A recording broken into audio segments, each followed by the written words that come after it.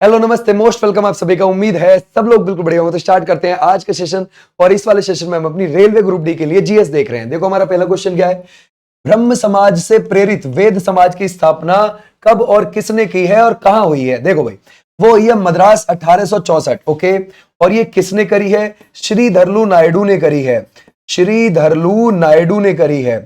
अच्छा, किसके साथ मिलकर करी है? केशव चंद्र सेन के साथ मिलकर। ठीक है भाई, क्लियर हो जाएगा। इन दोनों के साथ मिलकर करी है। अब बात क्या आती है, तो हमारा राइट आंसर तो ये। लेकिन अगर आपसे ये पूछता है कि हमें बताओ इसको दक्षिण भारत का ब्रह्म समाज कहा जाता है क्या? यस, है ना भाई, दक्षिण भारत का ब्रह्म समाज इसको कहा जाता है। समझ गए? दक्षिण भारत का ब्रह्म समाज। तो हमारा राइट आंसर क्या हो जाएगा? ये वाले बच्चे बिल्कुल ठीक हो जाएंगे। शाबाश। आ जाओ नेक्स्ट पर। बोलता है किस वर्ष सोवियत संघ का विघटन हुआ। यानी कि ये यूं कह रहा है कि यूएसएसआर, है ना, जिसको सोवियत संघ बोलते थे, ये सोवियत संघ जो है ये कब विघटन हो गया, कब टूट गया? 1991 में 15 देशों में। तो हमारा राइट आंसर है ये। अच्छा, इन 15 देशों में से सबसे बड़ा कौन सा था? इन 15 में से जो सबसे बड़ा था ना, बड़ा, ठीक है भाई, ध्यान रखोगे, वो रशिया। ठीक है भाई, ध्यान रखोगे, वो रशिया, है ना। इन 15 में से जो बड़ा टुकड़ा निकला वो रूस का निकला। ये बात आप ध्यान रखोगे। शाबाश। आ जाओ नेक्स्ट पर। राष्ट्रीय जलमार्ग NW3 निम्नलिखित में से किस राज्य से, है ना, ये संबंधित है? जरा बताओ। ये सर केरल से। आप बोलोगे कैसे? देखो ऐसे भाई, जैसे ये केरल हो जाता है, केरल में यहां पर आपको देखने को मिलेगा कोट्टापुरम। क्या देखने को मिलेगा? कोट्टापुरम आपको देखने को मिलेगा। और यहां पर है कोल्लम। ठीक है भाई, ध्यान रखोगे, कोल्लम। तो ये है कोट्टापुरम से कोल्लम तक। और इसकी जो लंबाई है वो लंबाई आपको देखने को मिलेगी 375 किलोमीटर। ओके, अगर आपसे यूं पूछा जाए कि जैसे चलो लंबाई तो ये है, इसमें कौन कौन सी नहर आती है? अगर आप देखोगे इसमें जो नहर आती है ना, हमेशा ध्यान रखना कि भाई एक तो इसमें आती है पश्चिमी, है ना भाई, ध्यान रखोगे, पश्चिमी तटीय नहर। पश्चिमी तटीय नहर आती है। एक आती है उद्योग मंडल नहर। उद्योग मंडल नहर आती है, ये भी आप ध्यान रखोगे। और साथ साथ अगर आप देखोगे उद्योग मंडल नहर के साथ साथ इसमें आती है ना भाई, चंपाकारा नहर। चंपाकारा नहर। पता है, इन तीन नहरों को मिलाकर एक ये बना है। ठीक है भाई, तो हमारा राइट आंसर कौन सा हो जाएगा? केरल वाले बच्चे बिल्कुल ठीक है, Kerala is the right answer. ठीक है, समझ गए भाई। अच्छा, अगर आपसे पूछा जाए, है ना, 2016 से पहले हमारे पास नेशनल वाटरवे कितने थे? तो वो थे हमारे पास कितने? 5। ठीक है भाई, क्लियर हो जाएगा। और अगर आप देखोगे 2016 में आया वाटरवे एक्ट, है ना भाई, नेशनल वाटरवे एक्ट आया था, उसमें 106 बनाने का और बोला था। समझ गए? ये भी आप ध्यान रखना कि राष्ट्रीय जलमार्ग अधिनियम कब का है? 2016 का। अजो नेक्स्ट पर। वस्तु एवं सेवा कर जीएसटी परिषद के प्रमुख कौन है? जरा बताओ। अगर हम देखेंगे जीएसटी परिषद को देखते हैं, ये जरा बताइए, अगर हम देखें वो कौन है? वित्त सचिव है या फिर नीति आयोग के प्रमुख है या फिर प्रधानमंत्री है या फिर आप लगाओगे वित्त मंत्री है? तो सर हमारा राइट आंसर हो जाएगा वित्त मंत्री इज द राइट आंसर। देखो, जीएसटी परिषद हमारे संविधान में 279A में है और जीएसटी को गुड्स एंड सर्विसेज टैक्स बोलते हैं। और अगर आप देखोगे, है ना, इसमें जीएसटी परिषद में 33 सदस्य होते हैं। इन 33 में से एक वित्त मंत्री भी होता है। तो ध्यान रखोगे, जो वित्त मंत्री है ना, वही जीएसटी परिषद का अध्यक्ष है। जीएसटी परिषद का अध्यक्ष, ये भी आप ध्यान रखोगे। ठीक है भाई, क्लियर हो जाएगा। तो हमारा राइट आंसर है ये वाले बच्चे बिल्कुल ठीक। शाबाश। बोलता है निम्नलिखित में से कौन सा आत्मनिर्भर भारत के 5 उल्लेखित स्तंभों में से एक नहीं है? ठीक है भाई, आप बोलोगे सर देखो, मोदी जी ने आत्मनिर्भर भारत बनाने के लिए उन्होंने 5 स्तंभ की बात करी थी। एक है अर्थव्यवस्था, एक है बुनियादी ढांचा, एक है मांग, और एक हो जाएगा लोकतंत्र। समझ गए भाई? और एक हो जाएगी प्रणाली। प्रणाली ये टेक्नोलॉजी से जुड़ी हुई, क्योंकि अगर आप देख रहे हो आजकल टेक्नोलॉजी का जमाना है। तो हमारा राइट आंसर क्या है? लचीलेपन को हटा दोगे आप। ठीक है भाई, आ जाओ नेक्स्ट पर। बोलता है भारतीय राष्ट्रपति की जीवनी Draupadi Murmu from tribal hinterlands to Raisina hill के लेखक कौन है? जरा बताओ क्या लगाओगे। अगर हम देखें, कमला सुरैया है या फिर कस्तूरी रे है या फिर फूलन देवी है या फिर मैरी कॉम है? तो सर अगर हम देखेंगे ये किसकी हो जाएगी? Kasturi Ray is the right answer. Draupadi Murmu अगर आप देखोगे, इनका जो जन्म है वो कब हुआ है? वो हुआ है 20 जून 1958 को। आजाद भारत में पैदा हुई, है ना भाई, आजाद भारत में है ना, पैदा हुई पहली, है ना भाई, ध्यान रखोगे, पहली प्रेसिडेंट है ये, और ये संथाल ट्राइब से आती हैं। ये किससे आती हैं? संथाल ट्राइब से आती है, संथाल जनजाति से आती हैं। क्लियर हो जाएगा, शाबाश, ओके। अगर हम देखें, उड़ीसा से ये बिलोंग करती हैं, और हमारी कितनेवें नंबर की? 15वें नंबर की हमारी प्रेसिडेंट बनी। ठीक है भाई, क्लियर हो जाएगा। कब बनी थी? ये 2022 में। क्लियर, आ जाओ नेक्स्ट पर। बोलता है एपीजे अब्दुल कलाम को किस वर्ष भारत रत्न से सम्मानित किया गया है? ओके, हम भारत रत्न देख रहे हैं, ठीक है भाई, हम भारत रत्न देख रहे हैं, वो हो जाएगा 1997 में, और ये हमारे 2002 से 2007 तक प्रेसिडेंट भी रहे थे। याद रखोगे, क्या रहे थे? प्रेसिडेंट। ऐसे भी आप ध्यान रखोगे। क्लियर है, शाबाश भाई, आ जाओ नेक्स्ट पर। बोलते 30 सितंबर 2023 तक की स्थिति के अनुसार निम्नलिखित में से किस राज्य में देश की सबसे बड़ी विधानसभा सदस्यों की संख्या के संदर्भ में जरा बताओ कौन सी है? देखो, अगर आप विधानसभा को देखोगे, विधानसभा का वर्णन आपको आर्टिकल 170 में देखने को मिल जाएगा। ओके भाई, क्लियर हो जाएगा। विधानसभा के लिए मैक्सिमम 500 से ज्यादा नहीं होने चाहिए और मिनिमम 60 से कम नहीं होने चाहिए, लेकिन फिर भी कई ऐसी विधानसभाएं हैं जो 60 से कम सदस्यों पर भी चल रही हैं।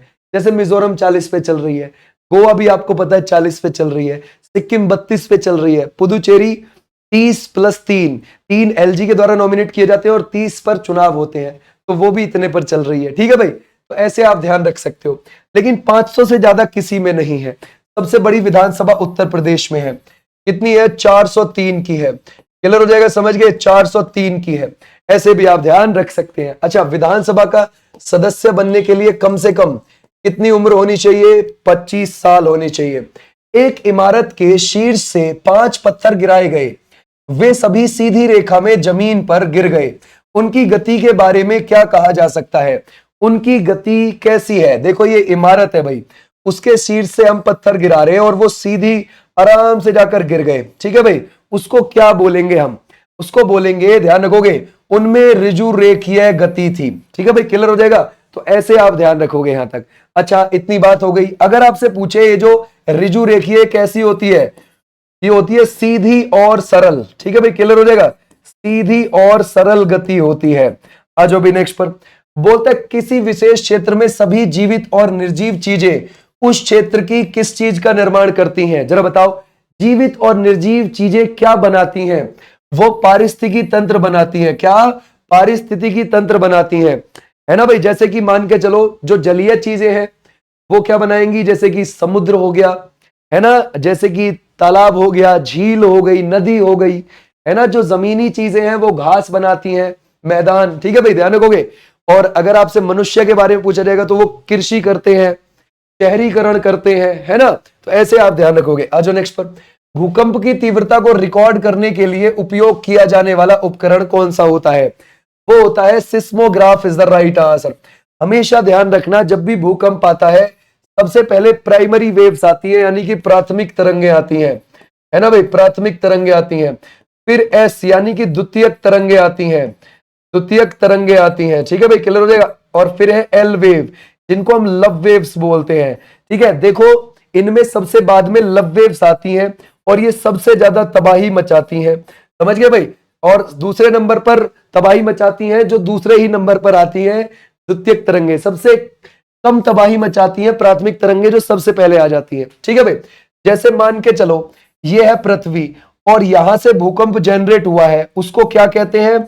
उसको कहते हैं फोकस बिंदु, जहां से जनरेट हुआ है। और जहां पे ये तरंग सबसे पहले पहुंची है जिस स्थान पर, ठीक है भाई, उसको बोलते हैं यहां पर अधिकेंद्र। क्या बोलते हैं? अधिकेंद्र बोलते हैं। ये भी आप ध्यान रखना। ठीक है भाई, क्लियर हो जाएगा, शाबाश, बहुत अच्छे। आ जाओ भी नेक्स्ट पर। बोलते हैं भारत की जनगणना 2011 के अनुसार निम्नलिखित महानगरों और जनसंख्या के आधार पर आरोही क्रम में व्यवस्थित कीजिए। ओके, जरा बताओ, दिल्ली, मुंबई, कोलकाता, आपको क्या लगता है? अगर हम देखें, हम कौन से आरोही यानी कि असेंडिंग यानी कि कम से ज्यादा की ओर चलेंगे, तो इसमें कम कौन से में मिलता है आपको? पहले कोलकाता लगाएंगे भाई, कोलकाता के बाद कहां जाएंगे? दिल्ली जाएंगे भाई, है ना। दिल्ली के बाद सबसे ज्यादा आपको पता है मुंबई। ऐसे आपने बताना है, यानी कि कोलकाता कितने पर है? सी, और दिल्ली कितने पर है? ए, और मुंबई कितने पर है? बी। तो हमारा राइट आंसर कौन सा हो गया? सी, ए, बी, सेकंड वाला। ठीक है भाई, आ जाओ नेक्स्ट पर। पलामू पठार निम्नलिखित में से किस राज्य में आपको स्थित लगता है? हम किसकी बात कर रहे हैं?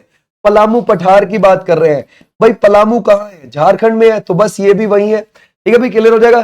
छोटा नागपुर पठार का ही हिस्सा है पलामू पठार भी। ठीक है भाई, छोटा नागपुर पठार ज्यादातर झारखंड, ज्यादातर आपको झारखंड में मिल जाएगा। आ जाओ नेक्स्ट पर। बोलते हैं निम्नलिखित में से कौन किसी राज्य की सीमा या उसका नाम बदल सकता है? जरा बताओ क्या लगाओगे, है ना। अगर हम देखें सीमा या उसका नाम बदल सकता है, कौन बदल सकता है? संसद, हमारी पार्लियामेंट। किस आर्टिकल के तहत? आर्टिकल 3 के तहत, है ना। किसी राज्य की सीमा में परिवर्तन करना है या फिर एक राज्य से काट के नया राज्य बनाना है, 3 के द्वारा कर सकते हैं। और आर्टिकल 2 से क्या किया जाता है? नए राज्यों का प्रवेश जो भारत में एंटर करना चाहता है। ठीक है भाई, तो ऐसे भी आप ध्यान रखोगे। बोलता है निम्नलिखित प्रख्यात संगीतकारों में से किसका जन्म बिहार में हुआ था? जरा बताओ क्या लगाओगे। Pandit Bismillah Khan is the right answer. और ये कहां पर हुआ था? डुमराव गांव में हुआ था, डुमराव गांव। ठीक है भाई, बिहार के अंदर। ये भी आप ध्यान रखोगे, क्लियर हो जाएगा। अगर आपसे यूं पूछा जाए कि हमें बताओ इनको 1961 में क्या मिला है? पद्मश्री मिल गया है। 1968 में क्या मिला है? पद्मा भूषण मिला है। और अगर आप देखोगे 1980 में क्या मिला है? पद्मा विभूषण मिला है। और अगर आप देखोगे 2001 में क्या मिला है? भारत रत्न मिला है, भारत रत्न। ठीक है भाई, क्लियर हो जाएगा। ऐसे ध्यान रखोगे। आ जाओ नेक्स्ट पर, नेक्स्ट देखते हैं। WHO का संविधान कब लागू हुआ था? यह वह तिथि है जिसे हम प्रत्येक वर्ष विश्व स्वास्थ्य दिवस के रूप में मनाते हैं। जरा बताओ क्या लगाओगे। ये कौन सा है? 7 अप्रैल 1948 इज राइट आंसर। क्लियर हो जाएगा, शाबाश। तो हमारा राइट आंसर हो जाएगा ये वाले बच्चे, बिल्कुल ठीक है। और 7 अप्रैल को ही हम विश्व स्वास्थ्य दिवस मनाते हैं। इसका हेडक्वार्टर कहां पर है? जेनेवा में आपको देखने को मिलेगा, स्विट्जरलैंड के अंदर। ठीक है, आ जाओ नेक्स्ट पर। बोलते हैं निर्वाचन आयोग के प्रमुख को के द्वारा नियुक्त किया जाता है। अब जरा बताओ किसके? भारत के प्रेसिडेंट के द्वारा किया जाता है। अच्छा, हमारा जो ये निर्वाचन आयोग है हमारे संविधान में किस आर्टिकल में मिलेगा? ये आपको 324 से 329 आर्टिकल में मिलता है। और हमारे संविधान के भाग कौन से में मिलेगा? वो आपको 15 में देखने को मिलता है। और जो मुख्य निर्वाचन आयुक्त होते हैं, मुख्य निर्वाचन आयुक्त, है ना, वो कौन है अभी? वो है ज्ञानेश्वर कुमार। ओके, ज्ञानेश्वर कुमार है। और 2 निर्वाचन आयुक्त हैं, उनका नाम क्या है? विवेक जोशी और सुखवीर सिंह संधू। ठीक है भाई, आ जाओ नेक्स्ट पर। बोलता है लाईफाई और चिनफाई किस राज्य की सांस्कृतिक पोशाकें हैं? ये तो सर ये हो जाएंगी कहां की? ये हो जाएंगी Manipur is the right answer. ठीक है भाई, मणिपुर में आपको देखने को मिलेगा लाई हरोबा मनाया जाता है, लाई हरोबा मनाया जाता है। और चेरोबा भी मनाया जाता है, चेरोबा। ऐसे भी आप ध्यान रखोगे। बोलता है भारतीय लेखा परीक्षा एवं लेखा विभाग का प्रशासनिक प्रमुख कौन है? जरा बताओ। वो हो जाएगा नियंत्रक एवं महालेखा परीक्षक। यानी कि हमसे कह रहा है कैग की बात। कैग आपके किस आर्टिकल में देखने को मिलेगा? 148 से 151 में देखने को मिलेगा। और संविधान के भाग कौन से में देखने को मिलेगा? 5 में आपको ये देखने को मिलेगा। ठीक है भाई, आ जाओ नेक्स्ट पर। अभी कौन है हमारे कैग? संजय मूर्ति हैं। ठीक है भाई, नवंबर 2024 से। निम्नलिखित में से किसने 1951 में भारतीय जनसंघ बीजेएस की स्थापना करी है? जरा बताओ, बीजेएस की स्थापना अगर हम देखें बीजेएस के बारे में तो वो श्यामा प्रसाद मुखर्जी ने करी थी। इसी को आगे चलकर जनता पार्टी बनाया था। कौन सी पार्टी? जनता पार्टी। कब बनाया था भाई? ये 1977 में। फिर इसी को 1980 में बीजेपी कर दिया गया था, भारतीय जनता पार्टी। ये इसकी स्थापना किसने करी बीजेपी की? यहाँ पे ये लाल कृष्ण आडवाणी जी। ठीक है भाई, ध्यान रखोगे। और इनके साथ थे अटल बिहारी वाजपेयी जी, है ना भाई। कौन थे? अटल बिहारी वाजपेयी जी थे। तो हमारा राइट आंसर बी। आ जाओ नेक्स्ट पर। निम्नलिखित में से किस वर्ष में पंडित भीमसेन गुरराज जोशी ने अपना पहला लाइव प्रदर्शन किया था? तो वो किया है 1941 में। और इनको भारत रत्न भी मिला है। वो कब मिला? 2008। ठीक है भाई, क्लियर हो जाएगा। ये हिंदुस्तानी शास्त्रीय संगीत से जुड़े थे। किससे? हिंदुस्तानी शास्त्रीय संगीत से जुड़े थे। ओके, लेकिन ध्यान रखना हिंदुस्तानी शास्त्रीय संगीत से जो जुड़े थे, मेन चीज क्या है? ये कर्नाटक के रहने वाले थे। कर्नाटक के व्यक्ति होकर कर्नाटक संगीत से नहीं जुड़े थे। समझ गए? आ जाओ नेक्स्ट पर। बोलता है इसमें से भारतीय संविधान में कौन से अनुच्छेद में केंद्रीय कार्यपालिका से संबंधित है? हमारी केंद्र की कार्यपालिका आपको किसमें देखने को मिल जाएगी? 52 से 78। और केंद्र की कार्यपालिका का हेड हमारा प्रेसिडेंट होता है। आ जाओ नेक्स्ट पर। निम्नलिखित में से कौन कर्नाटक संगीत की त्रिमूर्ति से संबंधित नहीं है? तो श्यामा शास्त्री तो है, त्यागराज भी है और मुथुस्वामी भी है। इन तीनों को क्या बोला जाता है? इन तीनों को कर्नाटक संगीत की त्रिमूर्ति बोला जाता है ना भाई? संगीत की त्रिमूर्ति बोला जाता है, त्रिमूर्ति। ठीक है भाई, क्लियर हो जाएगा। लेकिन अगर आपसे पूछे पुरंदर दास, ठीक है भाई, क्लियर हो जाएगा। इनको किसका जनक बोला जाता है? कर्नाटक संगीत का जनक, है ना? कर्नाटक संगीत का, है ना भाई, इनको बोला जाता है जनक। ठीक है, इन्होंने 4,75,000 संगीतों की रचना करी थी। ठीक है भाई, क्लियर हो जाएगा, संगीतों की रचना। ठीक है भाई, शाबाश। आ जाओ नेक्स्ट पर। निम्नलिखित में से कौन खरीफ की फसल नहीं है? खरीफ की फसल नहीं है। ओके, जरा बताओ भाई। देखो, कपास तो है, मूंगफली भी है, मक्का भी है। खरीफ की फसलें कब बोई जाती है? ये जून जुलाई में बोई जाती हैं। और ये कब काटी जाती हैं? ये सितंबर और ध्यान रखोगे अक्टूबर में काट ली जाती हैं। जो ये सरसों है ये अक्टूबर, नवंबर और दिसंबर में बोई जाती है, मार्च अप्रैल में काट ली जाती है। समझ गए? क्लियर हो जाएगा। तो ये कौन सी है? ये हो जाएगी रबी की फसल। रबी की फसल जो होती है वो सर्दी की होती है। वो कब की होती है? सर्दी की होती है। ये भी आप ध्यान रखोगे। आ जाओ भी नेक्स्ट पर। बोलता है उत्तर प्रदेश में कांग्रेस के कितने अधिवेशन हुए हैं? जरा बताओ। हम किसकी बात कर रहे हैं? हम कांग्रेस की बात कर रहे हैं। ठीक है भाई, अगर हम देखें वो हुए हैं 9 उत्तर प्रदेश के अंदर। ठीक है भाई, क्लियर हो जाएगा। कांग्रेस को अगर हम देखें, ये 28 दिसंबर को इसकी स्थापना हुई थी 1885 में। और इसका पहला अधिवेशन 28 दिसंबर से लेकर 31 दिसंबर के बीच में हुआ था। और वो कहां पर हुआ था? बॉम्बे में हुआ था। ठीक है भाई, क्लियर हो जाएगा, बॉम्बे में हुआ था। और व्योमेश चंद्र बनर्जी ने इसकी अध्यक्षता की थी। आ जाओ नेक्स्ट पर। निम्नलिखित में से कौन भारतीय फिल्म उद्योग में कोरियोग्राफर है? ठीक है, अरिजीत सिंह, प्रीतम, या फिर आप लगाओगे अनु मलिक। प्रभु देवा इज द राइट आंसर, है ना भाई? यानी कि वो डांस सिखाते हैं। आ जाओ नेक्स्ट पर। बोलता है भारतीय रुपए के नए मुद्रा प्रतीक को आधिकारिक तौर पर किस वर्ष में अपनाया गया था? कब अपनाया गया था? ठीक है भाई, नया मुद्रा प्रतीक ये वाला। ठीक है भाई, जरा बताओ। तो हमारा राइट आंसर हो जाएगा 2010 में। इसको आईआईटी बॉम्बे के पढ़ने वाले छात्र उदय कुमार ने इसको डिजाइन किया था।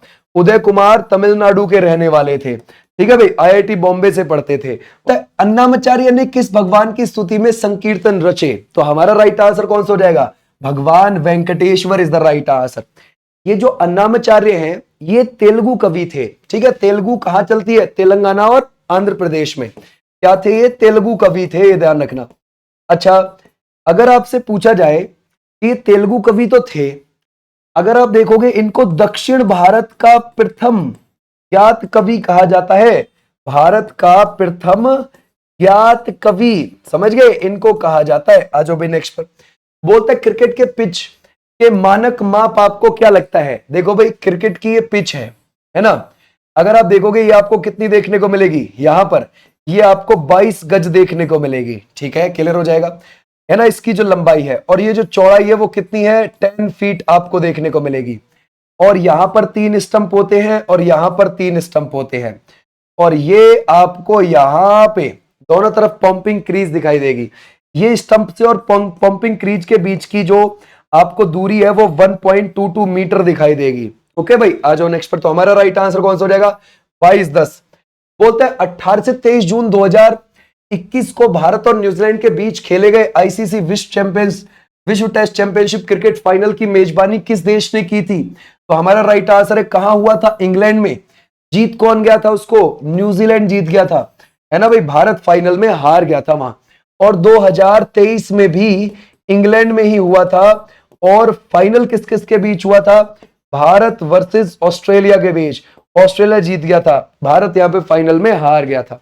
देखो, भारत ना कई बार फाइनल में, कैसे 2021 की विश्व टेस्ट चैंपियनशिप में हार गया, 23 वाली में हार गया, 23 में ऑस्ट्रेलिया से ओडीआई वर्ल्ड कप हार गया। जैसे ही वो हारा उसके बाद ऐसा सबक लिया इंडियन क्रिकेट टीम ने कि तब से वो हर फाइनल बैक टू बैक जीतते हुए आ रहे हैं। समझ गए? तो ये आप ध्यान रखो, हमारा राइट आंसर हो जाएगा। और 2025 में किसने, 2025 में भी ये इंग्लैंड में ही हुआ, ऑस्ट्रेलिया वर्सेस इंग्लैंड, है ना भाई, ऑस्ट्रेलिया, ध्यान रखोगे 2025 में ये ऑस्ट्रेलिया वर्सेस साउथ अफ्रीका के बीच हुआ और साउथ अफ्रीका इसको जीत गया, ठीक है भाई। और ये भी इंग्लैंड में ही हुआ था। आज नेक्स्ट पर बोलते हैं भारत का सबसे बड़ा फुटबॉल स्टेडियम कहां है, वो आपको कोलकाता में देखने को मिलेगा, ठीक है भाई, कहां पर, कोलकाता। आज नेक्स्ट पर निम्नलिखित में से किस गुप्त शासक को कविराज की उपाधि मिली थी, जरा बताइए क्या लगाओगे, किसकी कविराज की उपाधि। अगर हम देखें जो कविराज की उपाधि है तो हमारा राइट आंसर है समुद्रगुप्त। किसका बेटा था, चंद्रगुप्त फर्स्ट का, ठीक है भाई, चंद्रगुप्त फर्स्ट का था, ये बात ध्यान रखोगे। और ये जो समुद्रगुप्त है इसको भारत का नेपोलियन बोला जाता है, ठीक है भाई, क्लियर हो जाएगा, भारत का नेपोलियन इसे कहा जाता है। इसने, है ना, इसने अपना प्रयागराज का जो प्रयाग प्रशस्ति है वो संस्कृत भाषा में किससे लिखवाया, अपने दरबारी कवि हरिशैन से लिखवाया था, ओके। लेकिन वो प्रयागराज का जो प्रयाग प्रशस्ति है वो तो अशोक से भी जुड़ा हुआ है, अकबर, बीरबल, जहांगीर से भी जुड़ा हुआ है और इससे भी जुड़ा हुआ है, ठीक है भाई। आज नेक्स्ट पर बोलते हैं नया एमएस वर्ड दस्तावेज बनाने के लिए निम्नलिखित में से कौन सा चरण सही है, तो जरा बताओ आप कहां जाओगे, फाइल टैब और फिर न्यू पे। देखो ऐसे आप देखोगे और यहां पर आप फाइल टैब पे क्लिक करोगे, फिर न्यू आएगा और फिर उस पे जाओगे, ठीक है भाई। बोलते हैं निर्मला मेहता किस प्रतिष्ठित भारतीय नृत्य की प्रतिपादक हैं, ये हो जाएंगी Manipuri, is the right answer. और मणिपुरी कहां का हो जाएगा, ये हो जाएगा मणिपुर का शास्त्रीय नृत्य है। और इसकी जो शैली है जैसे कि जागोई हो जाएगी, जैसे कि चोलोम हो जाएगी, ठीक है भाई, क्लियर हो जाएगा, ऐसे भी आप ध्यान रखोगे। बोलता है अजमेर में उर्स महोत्सव किस सूफी संत की पुण्यतिथि के रूप में मनाया जाता है, तो अगर हम देखें इसमें से जो अजमेर में उर्स महोत्सव है वो ख्वाजा मोइनुद्दीन चिश्ती, तो हमारा राइट आंसर क्या हो जाएगा, ये वाले बच्चे। अच्छा देखो ये जो आए थे ना 1192 में आए थे और ये गौरी के साथ आए थे, मोहम्मद गौरी के, ठीक है भाई। और क्या हुआ कि इनकी जो दरगाह देखने को मिलती है वो अजमेर में देखने को मिलती है, ये वहीं रहते थे अजमेर में ही, ठीक है भाई, क्लियर है। अब जब ये अजमेर में रहते तो जो ऐसे सूफी संत होते हैं तो उनका जो रहने का निवास स्थान होता है उसको क्या बोला जाता है, खानका, ठीक है भाई, ध्यान रखोगे, खानका। और भारत में आकर इन्होंने चिश्ती सिलसिले की नींव रखी थी, किसने रखी थी, अगर आप देखोगे वो रखी थी ख्वाजा मोइनुद्दीन चिश्ती ने, ठीक है भाई। आ जाओ नेक्स्ट पर। बोलते हैं मुंद्रा तापीय ऊर्जा संयंत्र गुजरात के किस जिले में आपको स्थित लगता है, क्या ये खेड़ा में है, जामनगर में है, कच्छ में, या फिर आप लगाओ गांधीनगर में है। अगर हम देखें तो हमारा राइट आंसर यहां पर आपको मुंद्रा देखने को मिलेगा, है ना भाई, मुंद्रा आपको यहां देखने को मिलेगा और ये कच्छ में आता है, ठीक है भाई, ध्यान रखो कच्छ जिले में आता है और यहीं पर कच्छ की खाड़ी भी है, ठीक है भाई। और ये किसके अंडर है, ये मुंद्रा वाला, ये अडानी, ध्यान रखोगे अडानी पावर के ये अंडर है, ठीक है भाई, क्लियर हो जाएगा, अडानी ग्रुप के अंडर है ये, यानी कि वो इस पर अपना काम करते हैं, प्राइवेट निजी। बोलते हैं 2023 तक भारत ने आईसीसी पुरुष टी20 क्रिकेट विश्व कप की मेजबानी कितनी बार कर रखी है, एक बार ओनली, ठीक है भाई। कब करी थी, 2016 में, और उस बार वेस्ट इंडीज जीत गया था। उस बार टी20 फीमेल यानी महिला वाला भी भारत में हुआ था, वुमेन वाला, और पुरुष वाला भी भारत में हुआ और दोनों ही वेस्ट इंडीज जीत गई थी, समझ गए, ऐसे आप ध्यान रखोगे। बोलता है वह कौन सा खेल है जिसमें गेंद को छेद में डालने पर स्कोर निर्भर करता है, वो कौन सा हो जाएगा, golf is the right answer. Golf की जो भाई डंडा होता है उसको क्लब कहते हैं, ओके, क्या कहते हैं, क्लब, ओके, तो हमारा राइट आंसर ये वाले बिल्कुल ठीक है। बोलते हैं असम सरकार ने 31 मार्च 2023 को के जन्मदिन को राज्य में छात्र दिवस के रूप में मनाया, ये मुझे आप होमवर्क के तहत बता देंगे, ओके। और इसकी जो पीडीएफ है वो आपको फिनिशर ऑफिशियल, है ना, टेलीग्राम चैनल पर मिल जाएगी, ओके भाई। थैंक यू, टाटा, बाय बाय। यहां पर हमारी 3 बजे यूपीएसआई की क्लास आएगी और 5 बजे यूपी पुलिस की चल रही है और 9 बजे दिल्ली पुलिस, और ये वाली 10 बजे चलती है आपकी रेलवे ग्रुप डी की, ओके। कोई और बात हो कमेंट बॉक्स में अपना बताना, बाकी बिंदास सही कंटेंट पढ़ना, ओके, और रिवीजन करना। टाटा, बाय बाय, नमस्ते।